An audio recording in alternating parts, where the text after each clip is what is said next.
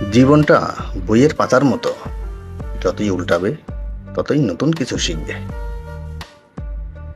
তুমি অন্যদের চেয়ে বুদ্ধিমান না হলেও চলবে, তবে তোমাকে শুধু অন্যদের চেয়ে বেশি কাজে ধারাবাহিক হতে হবে। লবণের মতো চরিত্র বানাও, না পারবে কেউ তোমাকে বেশি ব্যবহার করতে, না পারবে কেউ তোমাকে ছাড়া থাকতে।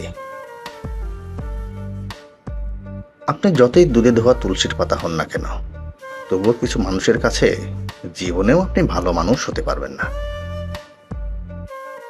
প্রত্যেক নতুন জিনিসকেই উৎকৃষ্ট মনে হয়, কিন্তু বন্ধুত্ব যতই পুরাতন হয় ততই উৎকৃষ্ট ও দৃঢ় হয়। পড়ে গেলে হয়তো দু চারজন দেখবে, আর উঠে দাঁড়াতে পারলে পুরো দুনিয়া দেখবে। শব্দের ক্ষমতাকে কখনো কম ভেবো না, কারণ ছোট্ট একটি শব্দ হ্যাঁ এবং না অনেকের জীবন বদলে দিতে পারে।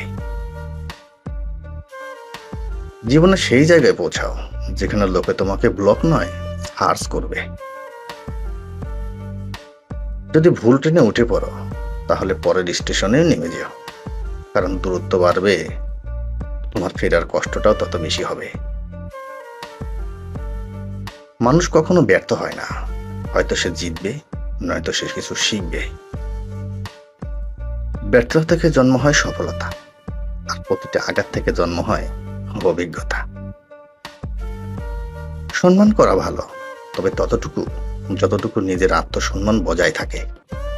গুরুত্ব দেওয়া ভালো, তবে ততটুকুই যতটুকুতে নিজের যোগ্যতা ছোট না হয়।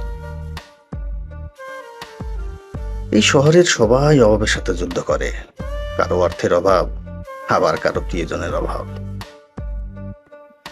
নিজের অবস্থান থেকে খুশি থাকুন, হয়তো আপনি যতটুকু পেয়েছেন অন্য কারো কাছে সেটা স্বপ্ন।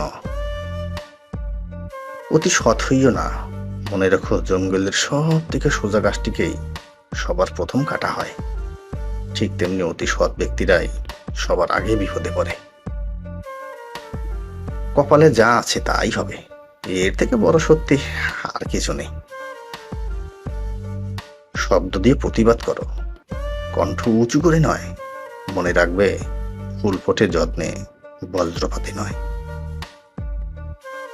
যদি নিজের ব্যথা টের পাও, তবে তুমি জীবিত, আর যদি অন্যের ব্যথা টের পাও, তবে তুমি মানুষ। অহংকার খুব ছোট্ট একটা শব্দ, কিন্তু এই শব্দটির মধ্যে লুকিয়ে রয়েছে মানুষের পতনের অন্যতম কারণ। অনুকরণ নয়, অনুসরণও নয়, নিজেকে খুঁজুন, নিজেকে জানুন, নিজের পথে চলুন।